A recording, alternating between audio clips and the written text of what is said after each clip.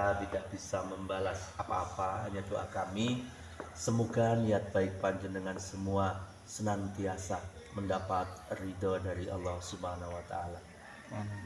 Untuk bimbel rumah privat semoga kedepannya semakin banyak muridnya, begitupun juga para pengajarnya, semoga selalu dalam lindungan Allah Subhanahu wa taala, selalu diberikan kesehatan, keselamatan, ditambahkan kesabaran dan kemudahan di dalam mengajar anak didiknya.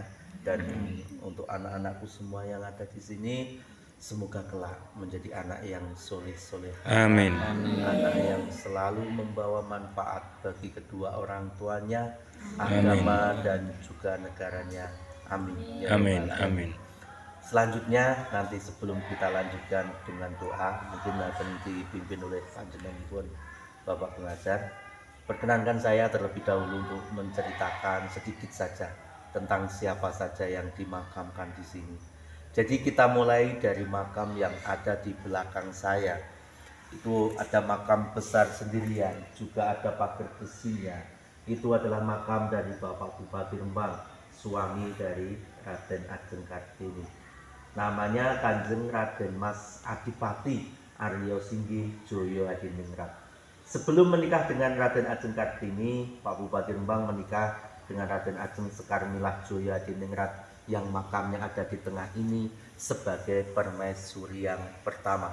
Dan permaisuri yang pertama ini beliau dinikahi Pak Bupati Rembang tidak punya keturunan, bahkan pada usia 40 tahun beliau sakit hingga akhirnya meninggal. Nah, dikarenakan permaisurinya meninggal, maka Pak Bupati menikah lagi dengan Raden Ajeng Kartini. Jadi Raden Ajeng Kartini dinikahi Pak Bupati Rembang sebagai permaisuri yang kedua.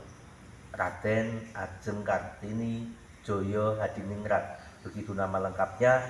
Beliau lahir pada tanggal 21 April tahun 1879. Beliau putri dari Bupati Jepara.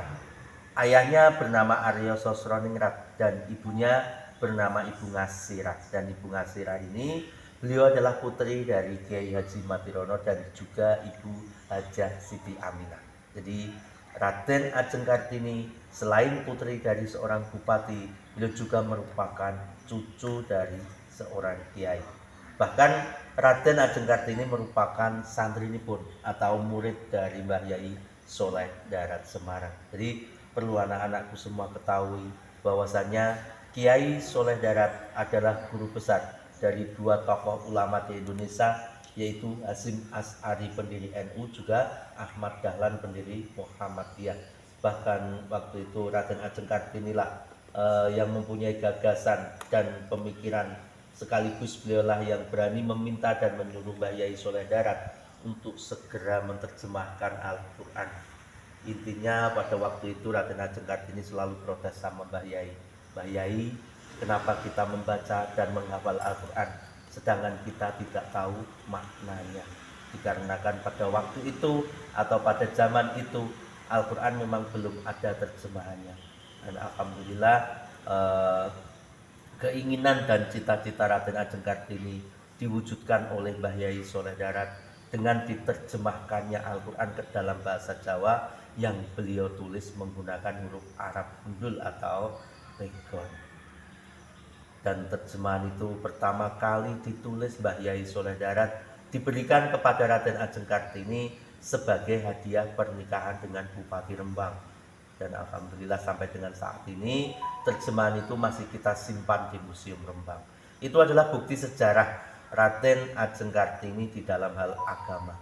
Kalau di kancah nasional, anak-anakku semua juga harus tahu bahwasannya Raden Ajeng Kartini adalah wanita satu-satunya pada waktu itu, pada zaman itu, yang berani mempertaruhkan jiwa dan raganya hanya untuk bisa membela haknya biar sejajar dengan kaum laki-laki. Dan alhamdulillah atas perjuangannya pada tahun 1964 Raden Ajeng Kartini ditetapkan oleh Presiden Soekarno sebagai pahlawan nasional. Raden Ajeng Kartini menikah dengan Pak Bupati Rembang hanya 10 bulan saja, dikarenakan 10 bulan setelah menikah beliau melahirkan, terus 4 hari kemudian beliau wafat karena mengalami pendarahan. Jadi Raden Ajeng Kartini wafat usia 25 tahun. Tapi alhamdulillah putranya hidup. Putranya laki-laki diberi nama Raden Mas Susalit. Jadi Susalit itu maknanipun susah wiwit alit, karena dari kecil tidak punya ibu. Dan Pak Susalit ini beliau hidup hingga usia 58 tahun. Beliau dulu pensiunan tentara dengan pangkat Mayor Jenderal TNI Angkatan Darat. Pak Susalit wafat tahun 62. Beliau juga dimakamkan di sini. Nanti anak-anakku bisa lihat di bawah pagar besi, di belakangnya adik-adik pas ini ada tulisannya Panglima Divisi 3 agak kuning ini. Jadi adalah Pak Susalit, satu-satunya putra dari Bu Kartini. Beliau juga menikah, istrinya orang Tegal, yang makam istrinya juga agak kuning di sampingnya itu. Dan putranya juga satu yang agak kuning depannya itu, namanya Budi Setia Susalit. Jadi secara zuriyah atau keturunan, Raden Ajeng Kartini hanya punya satu putra dan satu cucu.